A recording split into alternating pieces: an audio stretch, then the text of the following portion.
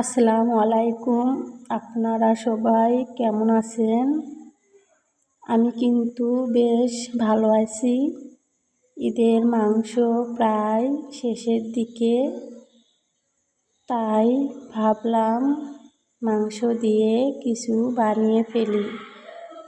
আমার ছেলে নকশি পিঠা খুব পছন্দ করে, এজন্য আমি আমার ছেলেকে নকশি পিঠা বানিয়ে খাওয়াবো।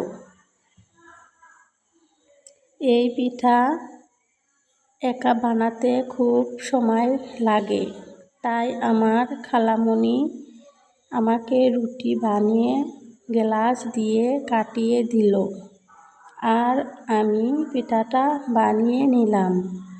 আমাদের এই পিঠা কার কার পছন্দ তারা আমাকে কমেন্ট করে জানাবেন।